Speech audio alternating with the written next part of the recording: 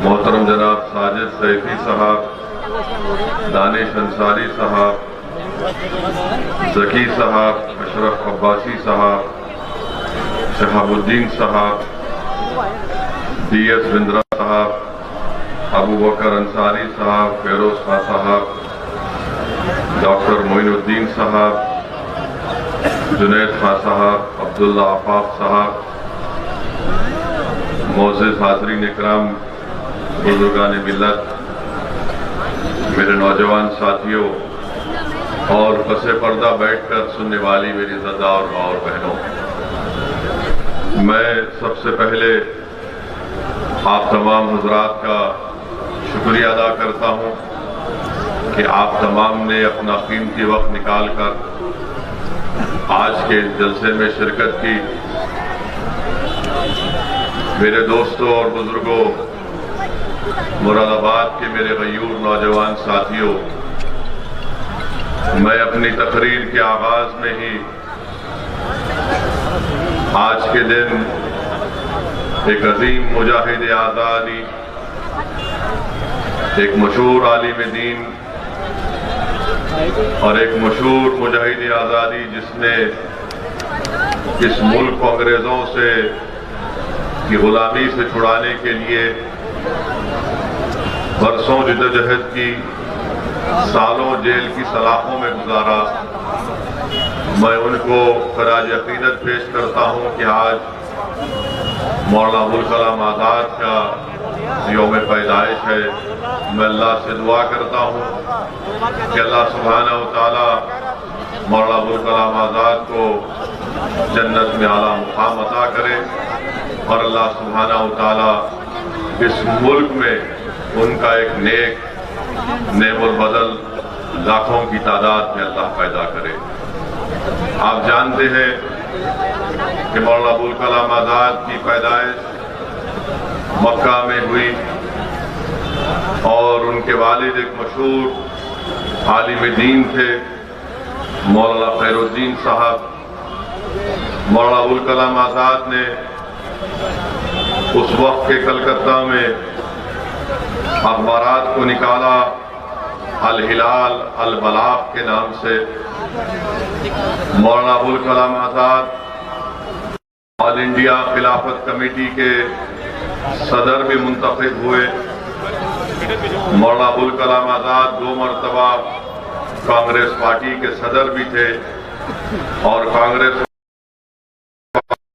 से बरतानिया की कैबिनेट मिशन के सामने पेश भी हुए और मौलाना अबुल कलाम आज़ाद ने अपनी जिंदगी में गुबार खातिर को लिखा, तर्जुमाल कुरान को लिखा और फिर हमारे मुल्क में आज़ादी के बाद इस मुल्क के सबसे पहले एजुकेशन मिनिस्टर भी बने। आज अगर इस मुल्क में तालीम का अगर नेटवर्क है तो वो मौलाना अबुल कलाम आज़ाद की काविशों, उनकी मेहनत और आज अगर कोई काम पूरा हो रहा है तो उसका ब्लूप्रिंट और उसका ख्वाब मौलाना अबुल कलाम आज़ाद ने देखा और उसको पेश किया था। और मैं यहाँ पर यह भी कहूँगा कि मौलाना अबुल कलाम आज़ाद के ताल्लुक से कांग्रेस पार्टी बड़ी खुश हो रही होगी कि असदुद्दीन ओवैसी मौलाना अबुल कलाम आज़ाद की बात कर रहा है। मैं कांग्रेस पार्टी के गुलामों से कहना चाह रहा हूँ कि मौलाना अबुल कलाम आज़ाद ने अपनी किताब जो उन्होंने वसीयत की थी कि मेरे इंतकाल के बाद इस किताब को शाये करना, जिसमें मौलाना अबुल कलाम आज़ाद ने लिखा, उस किताब का नाम है कि इंडिया विंस फ्रीडम। उसमें मौलाना अबुल कलाम आज़ाद ने लिखा, वो किताब आज भी मौजूद है, कि कैसे कांग्रेस पार्टी ने नरीमन नामी एक फारसी को बंबई प्रोविंस का चीफ मिनिस्टर बनने से रोक दिया इसलिए कि वो फारसी थे।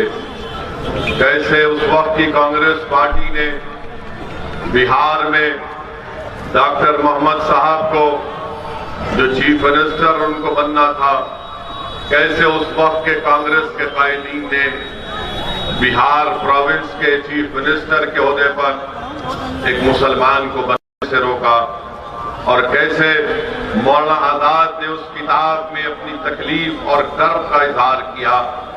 मेरे अजीज दोस्तों और बुजुर्गों, मैं ये भी शुरुआत में बताना जरूरी समझता हूं कि आज उत्तर प्रदेश का चुनाव है, तो बाज नादान, बाज नाखलफ और सियासी तौर पर जिनमें अभी मैच्योरिटी पैदा नहीं हुई है, जिनको भारत की तारीख का कोई इल्म नहीं है, कोई अंगूठा छाप अगर उनको लिख कर दे देता है तो वो बेचारे जबान से तोते की तरह उसको रट कर कह देती है, जिसमें जिक्र आ जाता है उस जिसने पाकिस्तान को बनाया और भारत के दो टुकड़े किए। मैं उस तारीख का नहीं दोहराना चाहता हूं, बल्कि मैं थोड़ा बहुत पढ़ा लिखा हूं, क्योंकि जिस शख्स ने कहा था, बल्कि नाम ले लेता हूं, जनाब अखिलेश यादव ने, मैं मुरादाबाद की इस मुबारक जमीन से मोहतरम जनाब अखिलेश यादव को बताना चाहूंगा कि आप कभी तारीख पढ़ लीजिए। हाँ, ये बात सही है कि सरदार पटेल और जिना, नेहरू और गांधी सब बैरिस्टर थे। अखिलेश यादव साहब, असदुद्दीन ओवैसी भी लिंकन जिन से बैरिस्टरी करा हुआ है।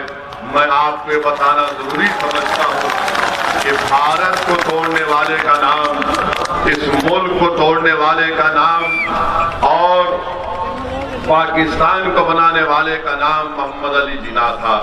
कम से कम आपको तारीख पढ़नी चाहिए। आप उत्तर प्रदेश के 5 साल चीफ मिनिस्टर रहे हैं, आप ऑस्ट्रेलिया से पढ़े, मैं बैरिस्ट्री पढ़ के बरतानिया से आया हूं। मैं उम्मीद करता हूं कि आप दोबारा इस तरह की गलती नहीं करेंगे। मेरे अजीज दोस्तों, मौलाना अबुल कलाम आजाद ने अपनी किताब इंडिया विंस फ्रीडम में, अगर मैं वो तमाम जुमलों को मुरादाबाद में दोहरा दूंगा जो उस किताब में मौलाना ने लिखे, तो यकीन जानिए बहुत बड़ा तनाजा खड़ा हो जाएगा। मौलाना अबुल कलाम आजाद ने उस किताब में लिखा कैसे कांग्रेस के बड़े बड़े लीडरों ने उनको मायूस कर दिया था। मौलाना अबुल कलाम आजाद भारत के इस दो टुकड़े के खिलाफ थे।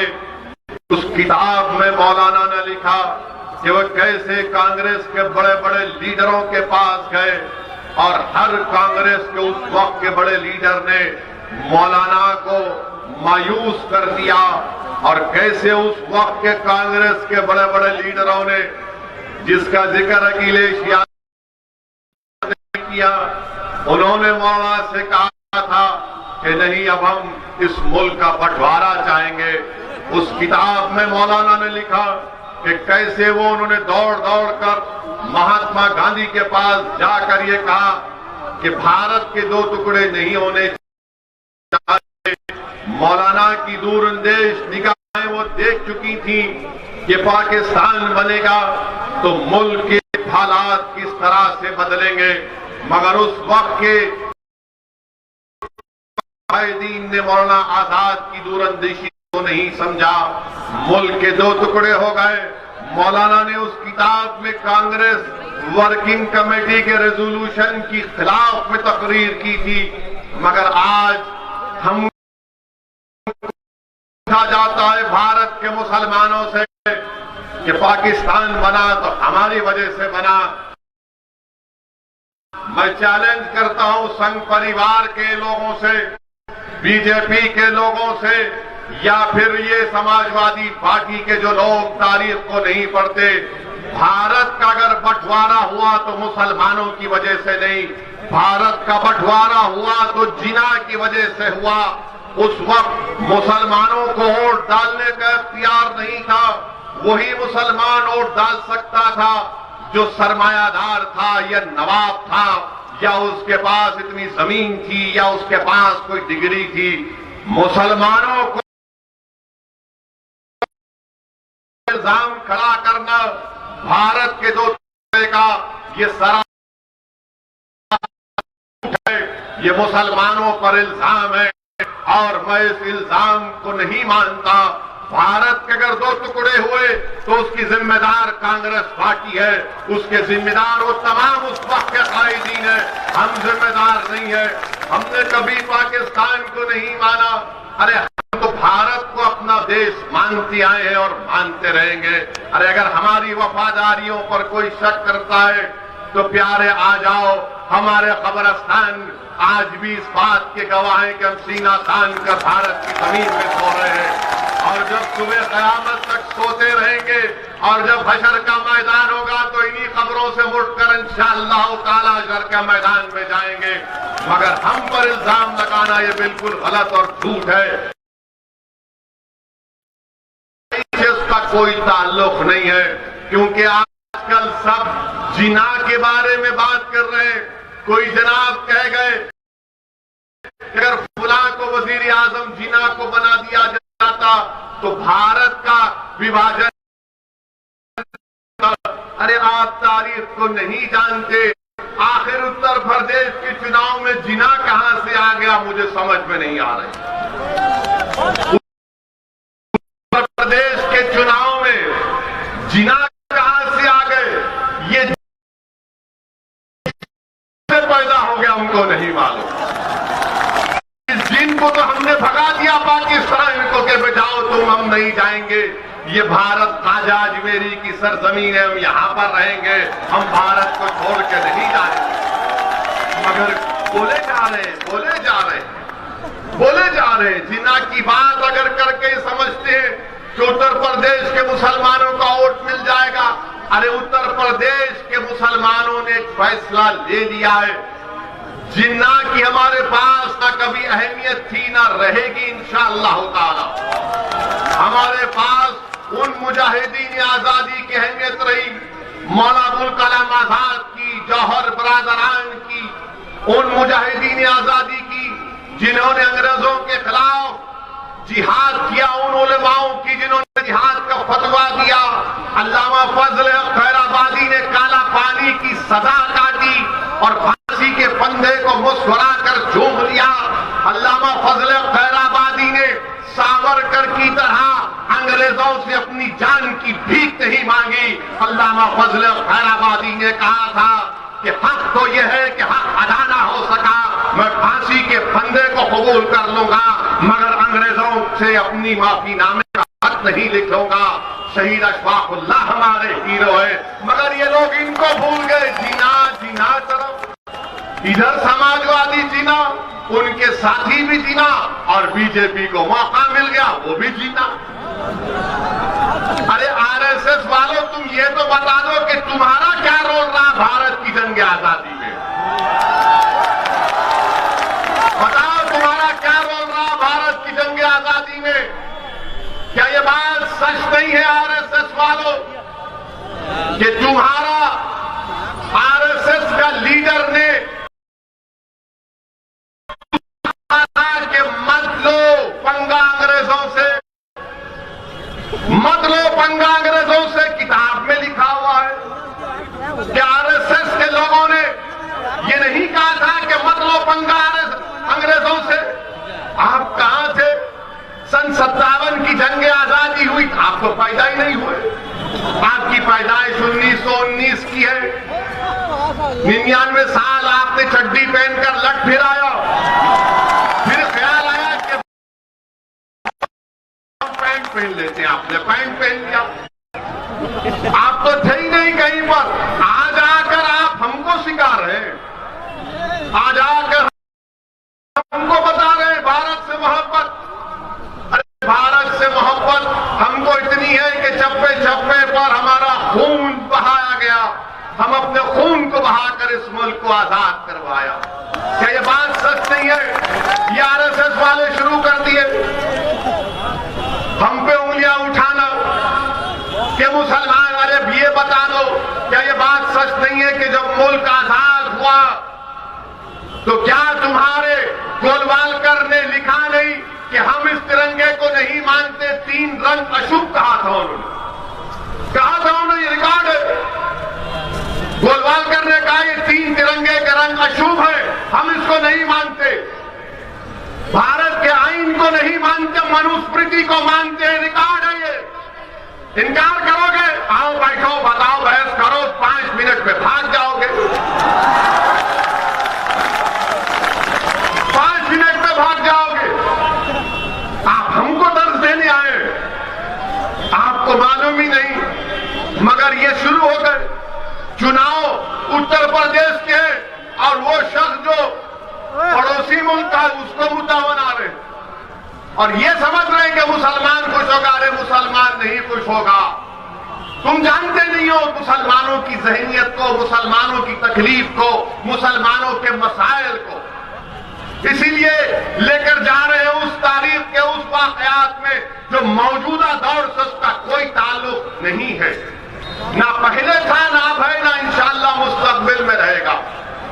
मेरे अजीज दोस्तों और बुजुर्गों, फिर दूसरी अहम बात ये कि जब बात तारीख की निकली, कांग्रेस का जिक्र हुआ, तो इसी मुरादाबाद में 13 अगस्त 1980 को ईदगाह में पुलिस की फायरिंग हुई थी। क्या आपको मालूम है, आपको याद है? क्या नौजवानों आपको याद है, जो मुरादाबाद के गयूर नौजवानों, क्या तुमको याद है कि 13 अगस्त 1980 ईद का दिन ईदगाह में पुलिस की फायरिंग हुई थी मुरादाबाद में? कितने लोग मारे गए? 300 मुसलमान मारे गए थे। 300 मुसलमान मारे गए थे। यानी अंग्रेजों के जमाने में जनरल डायर ने किया था, तो कांग्रेस की सरकार ने 1980 13 अगस्त को 300 मुसलमानों को शहीद कर दिया गया था। मैं अभी रास्ते से आ रहा था, हमारे जानने वाले बुजुर्ग थे, मैंने उनको सलाम किया और कहा कि मैं आपके शहर को जा रहा हूं। दौड़ने में उनके सामने कहा कि मैं आपके शहर को जा रहा हूं और 13 अगस्त 1980 के वाक़े का जिक्र करूंगा। तो उस बुजुर्ग ने कहा कि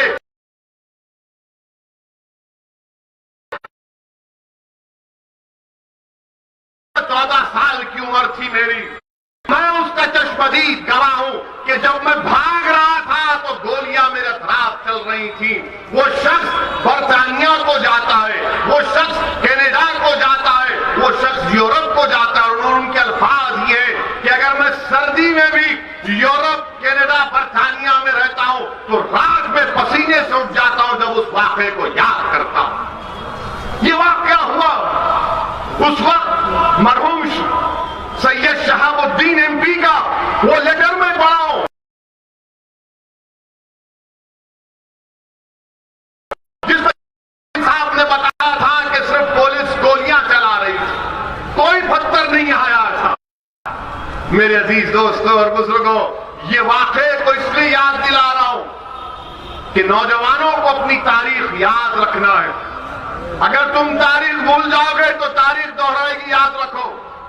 मैं डराने के लिए नहीं कह रहा हूं, जो कौम तारीख को भूल जाती है तो तारीख उसको दोहराई जाती है कि देखो ऐसा हुआ है और होगा। तो इसीलिए बताने का मकसद ये है कि उस वक्त भी जब ये वाकया हुआ था 13 अगस्त 1980 का, उस वक्त भी अखबारों में लिख दिया गया, बड़े बड़े अखबारात में, कि मुसलमानों ने पत्थर फेंके थे। पत्थर फेंके थे। ईदगाह में कौन सा पत्थर होता है? गोलियां चलाई गई थी। बड़े बड़े राइटर्स लिख दिए, कई मैगजीन में आ गया कि वो पूरा पढ़ के आया हूं, मुझे याद है अच्छी तरह से। सबने कह दिया कि मुसलमान ने पत्थर फेंके। 1980 और आज हम 2021 में कोई हालात नहीं बदले, कोई हालात नहीं बदले। जब पुलिस मारना चाहती है मुसलमानों को हुकूमत के आर्डर पर, तो कहती है मुसलमानों ने पहले हमला किया था, पत्थर फेंके थे, पत्थर बरसाए तो हमने लाठीचार्ज किया, नहीं सुने, उसके बाद हमने ठोक दिया। मेरे अजीज दोस्तों और बुजुर्गों, ये हालात है। और ये इसलिए कह रहा हूं कि आज उत्तर प्रदेश में 2 दिन पहले कल का एक वाकया, आज का वाकया, इसको सामने रखो आप। गोरखपुर में बाबा की कॉन्स्टिट्यूंसी है। गोरखपुर में किसी मुसलमान ने अपने घर के ऊपर एक हरा झंडा लहराया, तो पूरा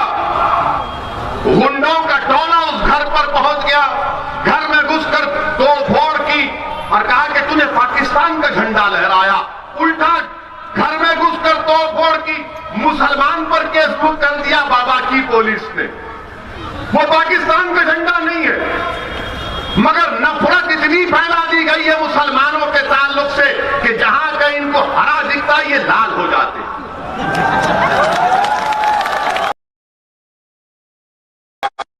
हरा दिखता ये लाल हो जाते। यानी अगर आप स्पेन में जाएंगे तो एक होता है कि वहां पे एक दिखाते एक बैल को लाल दिखाते और दौड़ता है मारने के। इनका हाल इसी तरह का हो। पाकिस्तान का झंडा नहीं, तुम लोग अंधे हो, तुम लोग जाहिल हो, तुम लोग पढ़े लिखे नहीं हो। तुम्हारी काबिलियत सिर्फ यही है कि तुम्हारे दिलों में मुसलमानों से नफरत कूट कूट के डाल दी गई। और तुमको मौका इसलिए मिल रहा है कि जब मुसलमान के घर को तोड़ा जाता है तो ना अखिलेश बोलेंगे, ना कांग्रेस बोलेगी, ना बीएसपी बोलेंगी, सब खामोश बैठे रहेंगे। और अगर कोई एहतजाज बुलंद करता है, कोई सच्चाई का बयान करता है, तो उससे कहा जाता है ये मुसलमानों के वोट काटने आया, ये बी टीम है, ये फला है। बोलो ना तुम भी। मैं कह रहा हूं कि जो गोरखपुर में हुआ वो पाकिस्तान का झंडा नहीं था, वो एक मजहबी झंडा हम लगाते। मिलाद का जुलूस निकलता, हरा झंडा रहता है। तो क्या पाकिस्तान का झंडा है? पाकिस्तान का झंडा भी नहीं जानते, मगर नफरत फैला दी गई। और दूसरा वाकया अल्ताफ का, काशगंज का वाकया आपके सामने। एक नौजवान बच्चा है, हजरत पुलिस उसको पकड़कर थाना लेकर गई और ये बहाने लेकर गई कि उसके खिलाफ, अल्ताफ के खिलाफ एक कंप्लेंट दी गई कि वो किसी लड़की को लेकर भागा था। पुलिस लेकर जाती है और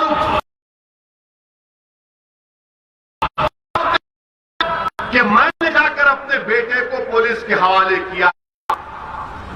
मैंने खुद, एक बाप कह रहा है कि मैंने अपने बेटे को ले जाकर पुलिस के हवाले किया कि कर लो आप तहकीकात। उस बाप ने अपनी जिंदगी की बहुत बड़ी गलती की जो इन जालिम पुलिस वालों पर भरोसा कर दिया। बाप लेकर गया पुलिस स्टेशन, तो बाद में मालूम हुआ बाप को कि तुम्हारा बेटा अस्पताल में, दौड़ो भागो। बाप दौड़ता हुआ गया अपने खानदान के साथ, तो मालूम हुआ बेटा मर गया। कैसे मरा? तो बोले उसने खुदकशी कर ली पुलिस स्टेशन में। कहां पर की? तो बैतुल खला में। मैं तो गलत कहा, 2.5 फीट की नल की टूटी को उसके गले में जो हुड था उसका धागा निकालकर उस बच्चे ने अपने गले से लगाकर उसको टूटी को बनकर खुदकशी ले ली। वाह काशगंज की पुलिस, तुमको तो बहुत बड़ा इनाम मिलना चाहिए कि 2.5 फीट की टूटी पर पानी की कोई गले का वो धागा निकालकर गले से बांधकर टूटी को लगाता है, तब भी तो उसके पैर जमीन को ही लग रहे, उसके पैर जमीन को लग रहे। कैसे मरता है बच्चा? मालूम हुआ, मैं कह रहा हूं काशगंज की पुलिस ने अल्ताफ को मारा, पुलिस स्टेशन में वो कत्ल किया, वो कातिल है तुम लोग। तुम दुश्मन हो बच्चों के, तुम दुश्मन हो। तुम्हारे पास केस आया, अरे तुम तहकीकात नहीं, तुम करना जानते हो। बच्चे को ले जाकर मार दिए और तरफ तमाशा देखिए कि उस बच्चे के बाद आप सोचिए कि आप भी अपने पेट में औलाद है, मुझे भी औलाद। वो आपका बेटा है मेरे भाई, वो आपका भाई है, वो आपका बेटा है, आपका भाई है। अगर तुम मुरादाबाद में बैठकर ये समझ रहे हो कि नहीं नहीं काशगंज में हुआ, मुझे उससे क्या करना है, अगर तुम उस बच्चे के गम को अपने सीनों में महसूस नहीं करोगे तो मुझे शक होगा तुम्हारे मुसलमान होने का। तुमको उसका दर्द महसूस करना पड़ेगा, क्योंकि रसूलुल्लाह सल्लल्लाहु अलैहि वसल्लम ने फरमाया कि मोमिन कौन है? मोमिन वो है अगर किसी के पैर के तलवे में अगर कीड़ा लगता है तो मोमिन वो है जो अपने सीने में उसकी तकलीफ को महसूस करे। हद तो ये हो गई कि उस बच्चे के बाप से सादे कागज पर अंगूठा ले लिया। और हजरत पुलिस ने माशाअल्लाह काशगंज की पुलिस आप यकीनन शैतान की पहली औलाद है, आप इब्लीस की पहली औलाद है। जो तुम्हारे लुत्फे में फर्क है, मैं कह रहा हूं, उस बाप को जो अपने बेटे को खो दिया, जिसको तुमने पुलिस स्टेशन में मर्डर किया, तुम उसके अंगूठे के साइन लेकर उस पर लिख देते हो कि ये बेटे के बाप ने ये लिखा है कि वो पुलिस की तहकीकात से मुतमईन है और मेरे बेटे ने खुदकशी करके अपनी जान ले ली।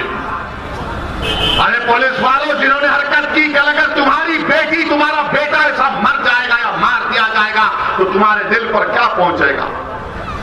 ये जुल्म हो रहा है, ये जुल्म हो रहा है।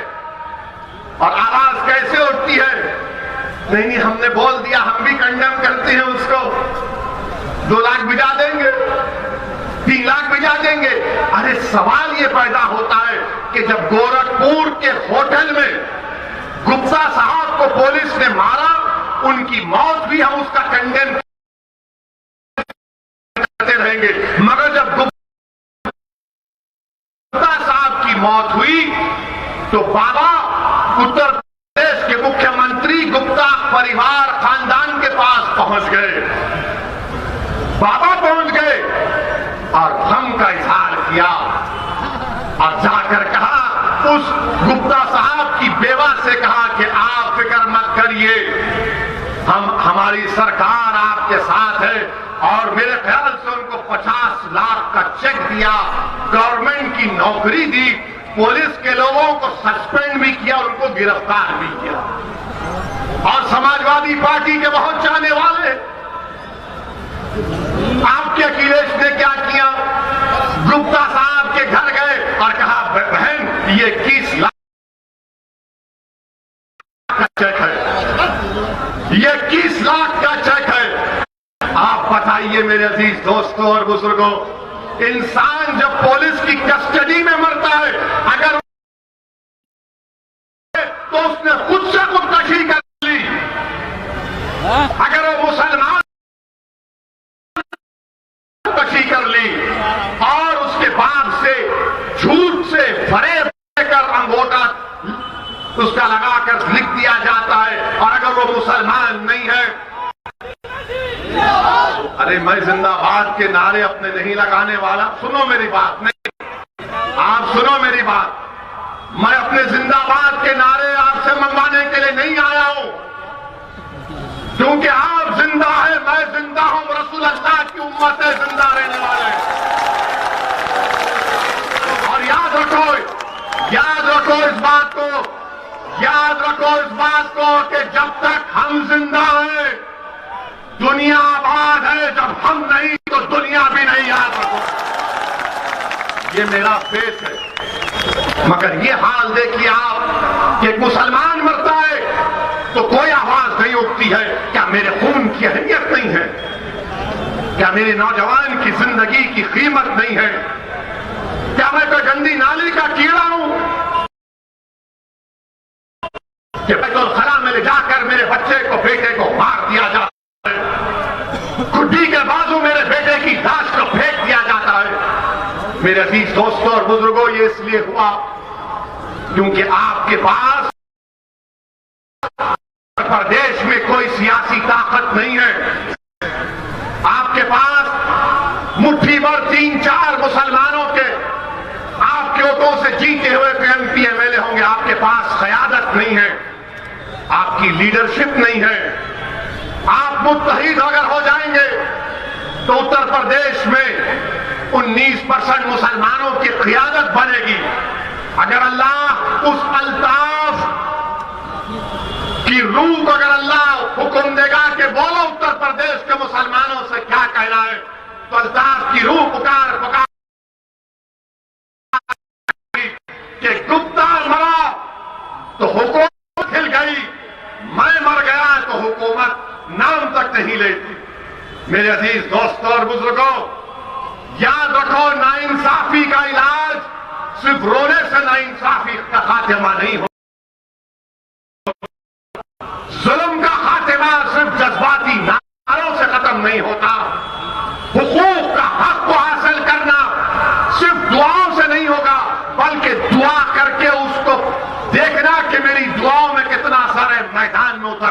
करता है। और आपके पास असदुद्दीन ओवैसी ये कहने के लिए आया है कि आप अपनी क़यादत को बनाइए, लीडरशिप को बनाइए। इतनी बड़ी ताकत में आप रहते हैं। मेरे अजीज दोस्तों, बहुत जुल्म हो चुका है, बहुत लोग, बहुत से माँ बाप ने अपने ख्वाबों को चूर होते हुए देखा, बहुत सी माओं की कोख उजड़ गई, बहुत से बाप का उसके बुढ़ापे का सहारा छीन लिया गया।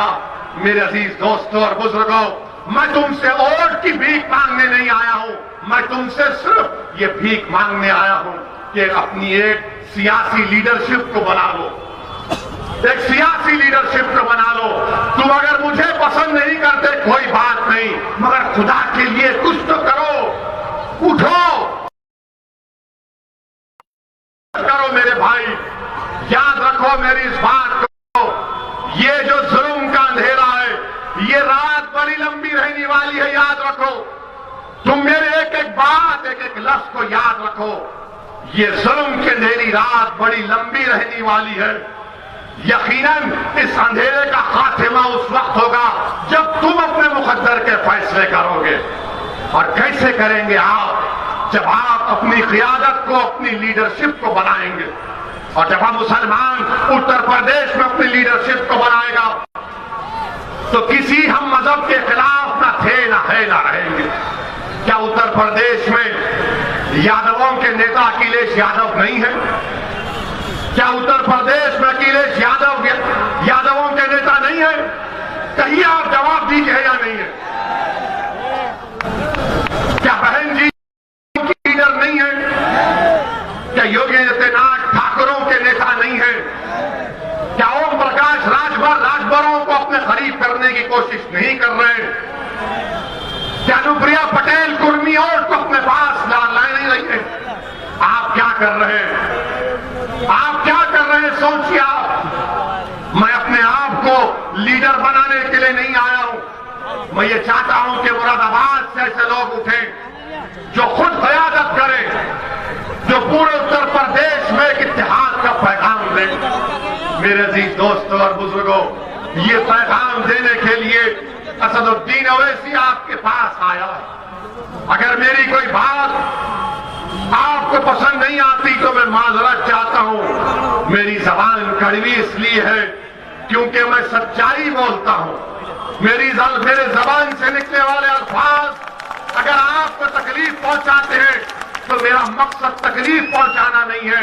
मेरा मकसद यह है कि आप सोचिए, आप एक फिक्र लेकर जाइए, अपने आप से सवाल करो मेरे भाई, अपने आप से पूछो मेरे दोस्तों, मेरी सरदार मां और बहनों, आप भी सोचिए, फिक्र करिए। मैं बुजुर्गों से अपील कर रहा हूं कि आपको भी ये फैसला लेना पड़ेगा। जब उत्तर प्रदेश में हर समाज ने अपनी अपनी क़यादत को बना लिया, अपनी लीडरशिप को बना लिया, तो आप क्यों पीछे होते हैं? और कोई कहेगा कि क्या हमने मुरादाबाद से मोहतरम जनाब एसटी हसन को एमपी नहीं बनाया? कोई कहेगा कि क्या असदुद्दीन ओवैसी तुम्हारे हैदराबाद से आए हुए एक क्रिकेटर को हमने एमपी नहीं बनाया?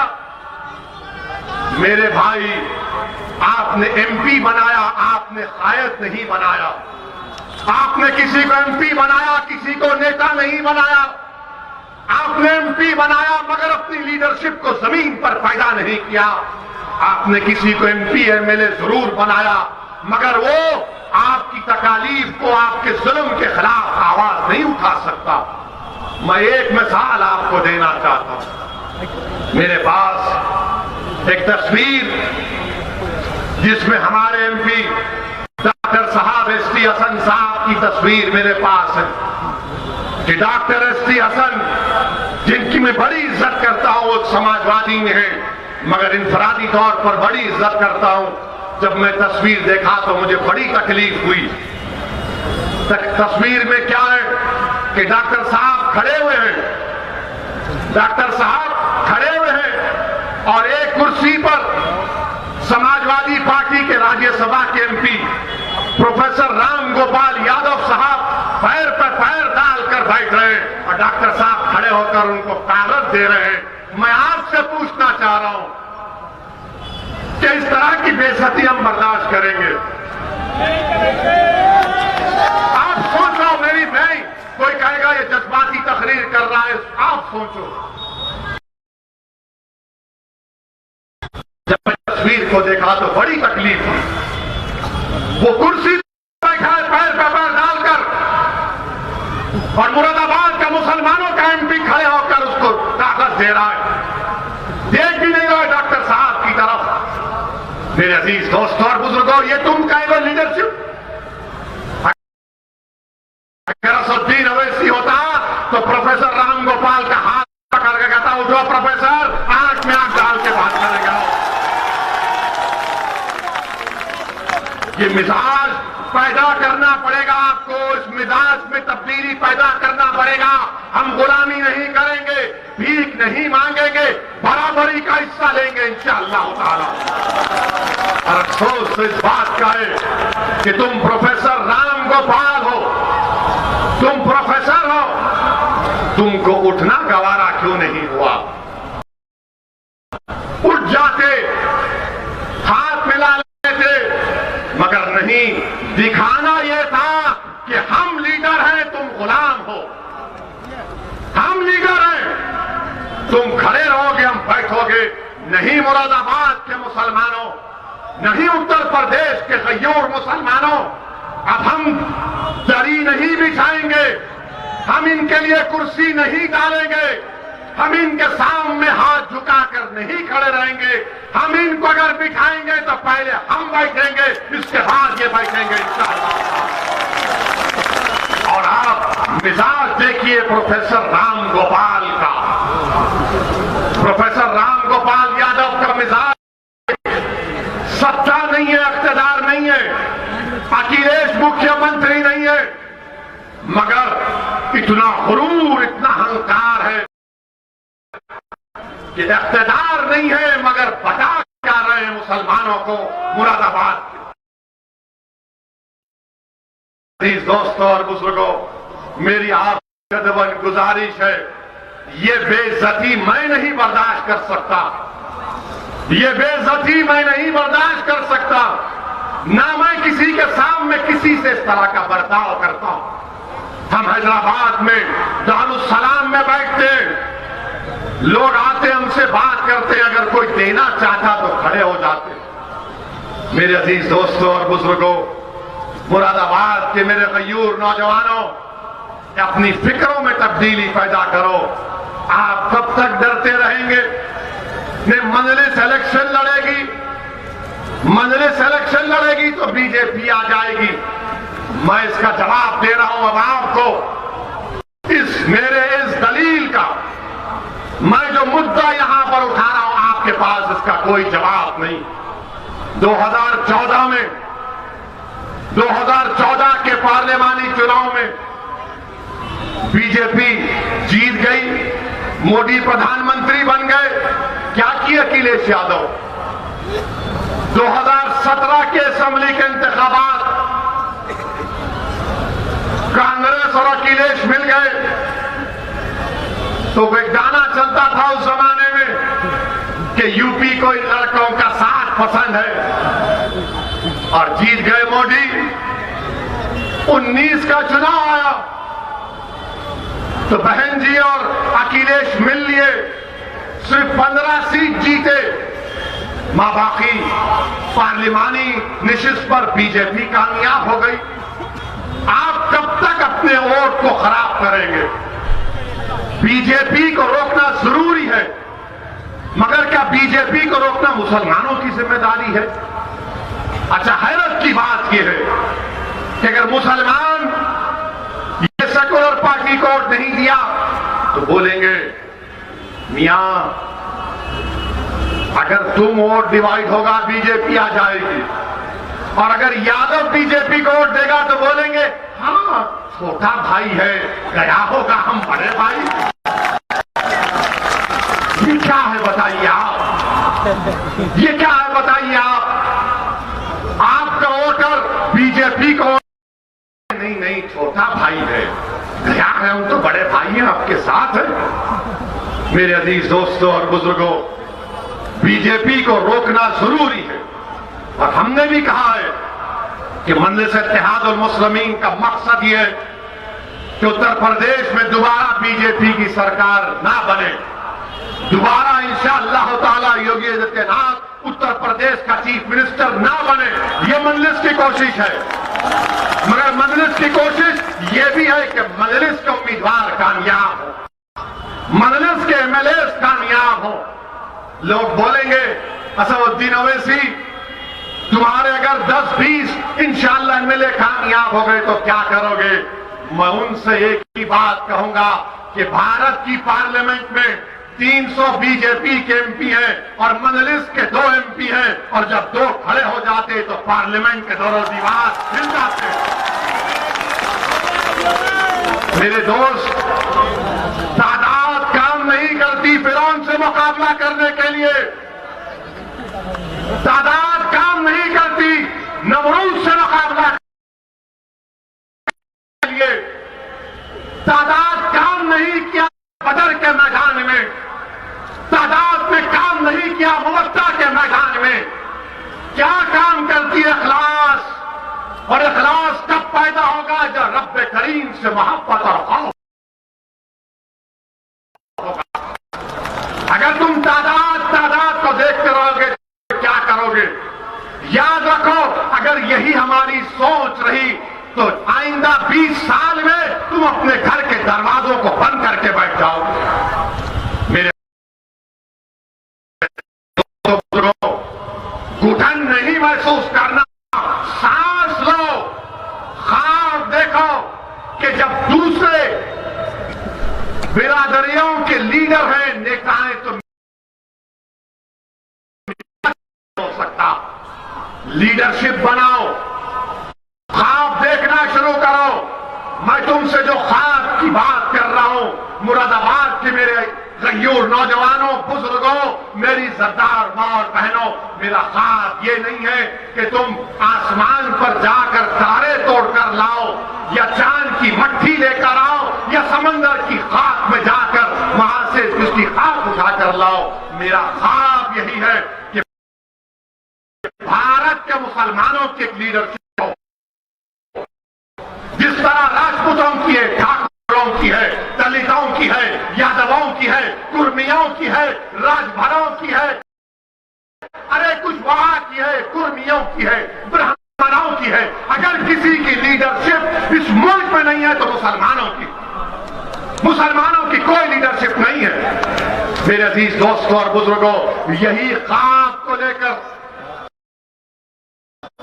भारत के कोने कोने में फिरता हूं, यही ख्वाब को पूरा करना चाहता हूं, और उसी ख्वाब को पूरा करने के लिए मैं आपके पास आया।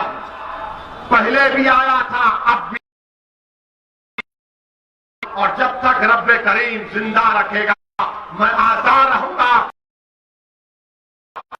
आपका ख्वाब आपको याद दिलाता रहूंगा, इस ख्वाब को पूरा करना। मैं जाने वाला नहीं हूं, जाऊंगा एक दिन जमीन की ग़िज़ा बनूंगा, मगर जब तक जमीन अपने हक के लिए लड़ता रहूंगा, अपनी उम्मीदों को, अपने ख्वाबों को पूरा करता रहूंगा। मेरे अजीज और बुजुर्गों, और फिर आप देखते हैं कि यहां पर मुरादाबाद में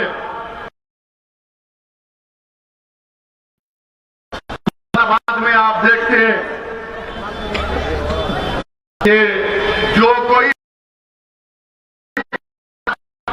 वो कहती है कि हम गवर्नमेंट की यूनिवर्सिटी बनाएंगे। मोहतरम अखिलेश यादव, 5 साल तुम्हारी सरकार रही, तुमने मुरादाबाद डिवीजन में गवर्नमेंट की यूनिवर्सिटी नहीं बना पाए।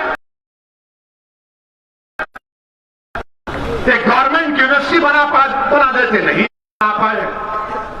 पूरे मुरादाबाद 5 जिले आते हैं, बच्चों को तालीम के लिए बरेली जाना पड़ता है, गवर्नमेंट की यूनिवर्सिटी नहीं है। और सब बोलेंगे अखिलेश को 5 साल मिले, तो अब आकर कहेंगे हमको बस नहीं थे 5 साल, और 10 साल दे दो। अरे भाई, तुमने 5 साल में नहीं किया। यहां से रोड जाती उत्तराखंड को, माशाल्लाह से रोड नहीं, खड्डे नजर आते। अगर बाबा से जाकर पूछेंगे तो बाबा बोलेंगे नाम बदल दूंगा, खड्डों की बात मत करो। यहां पर अखिलेश की सरकार थी, आपने क्या किया बुनकरों के बारे में बताओ। हमारे अंसारी भाई के पावर लूम के बारे में तुमने क्या किया बताओ। आज वो पावर लूम, उसका बरखी, उसका बिजली का बिल 1000 गुना योगी आदित्यनाथ की सरकार ने बढ़ा दिया। आज वो पावर लूम और बुनकर परेशान है। कुरैश बरादरी के लोग जिनका रिवायती कारोबार है, स्लॉटर हाउसेस को आपने नहीं खोला, लाइसेंस नहीं, आप बाबा की सरकार आई, पूरा आप बताइए, आपने तो वोट दिया था ना, ये इस पर क्या हुआ।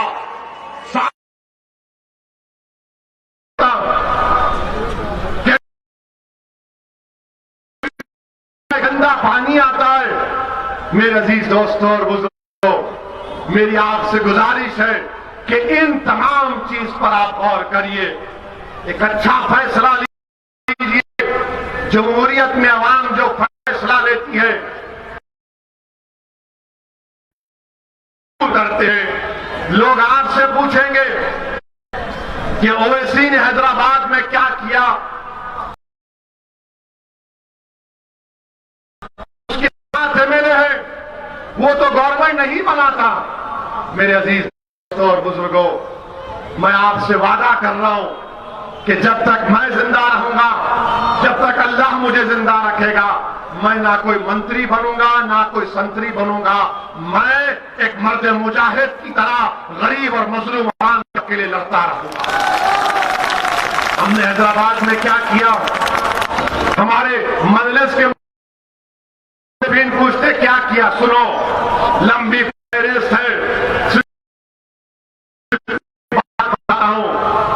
मजलिस में 7 एमएलए, हमने तेलंगाना में वहां के चीफ